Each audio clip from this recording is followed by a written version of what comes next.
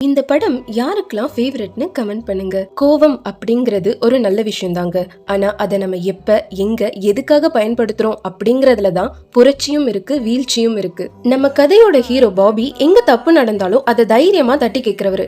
And நம்ம heroine lily ஒரு state cricket player. அவளோட உலகமே கிரிக்கெட் தான். 2 பேருமே லவ் பண்றாங்க.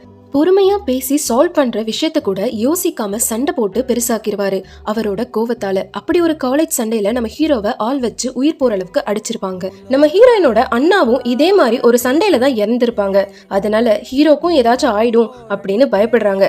எப்படியோ அதுல இருந்து தப்பிச்சிடறாரு. அதனால ஹீரோ கிட்ட ஒண்ணு இந்த சண்டையெல்லாம் விட்டுரு, இல்ல என்ன விட்டுரு அப்படின்னு சொல்றாங்க. ஹீரோவும் கோவத்துல போயிடு அப்படின்னு சொல்லிடுவாரு. ஹீரோயினும் போயிடுறாங்க. ஆனா அதுக்கப்புறம் அவங்கள பார்க்க முடியாம பேச முடியாம ரொம்ப கஷ்டப்படுறாரு. லைஃப்ல சில பிரிவுகள் நமக்குள்ள பல மாற்றங்களை கொண்டு வரும். அதிகமா டிராவல் பண்றாரு. புது மனிதர்கள், புது இடங்கள், அந்த தனிமை, கவலை, அமைதி அவனை ஒரு உண்மையான காம்ரேட் ஆகுது.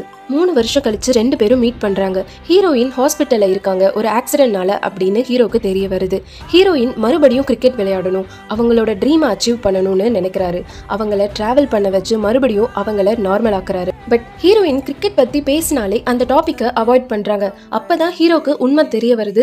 அவங்க கிரிக்கெட் விளையாடாம இருக்க ஆக்சிடென்ட் மட்டும் காரணம் இல்ல, கிரிக்கெட் சேர்மன் ஹீரோயின்ட்ட மிஸ்பிஹேவ் பண்ணிருக்கான் அப்படின்னு. நம்ம ஹீரோ இதுக்கு முன்னாடியும் சண்டை போட்டாரு, ஆனா அது கோவத்தால. இப்பயும் சண்டை போடுறாரு, ஆனா அது நியாயத்துக்காக. முன்ன ஹீரோயின் கண்ணு முன்னாடி சண்டை போட்டாரு, ஆனா இப்ப ஹீரோயின் கூட துணையா நின்னு அவங்களுக்காக அவங்களையும் தைரியமா உலகத்தோட சண்டை போட வச்சு ஜெயிக்கவும் வைக்கிறாரு. நம்ம எல்லோரோட லைஃப்லயும் இப்படி ஒரு காம்ரேட் இருப்பாங்க. அது யாரா வேணாலும் இருக்கலாம், ஆனா எப்பவும் நமக்குள்ள ஒரு காம்ரேட் கண்டிப்பா இருக்கணுங்க. உங்க காம்ரேட் பத்தி மறக்காம கமெண்ட் பண்ணிடுங்க.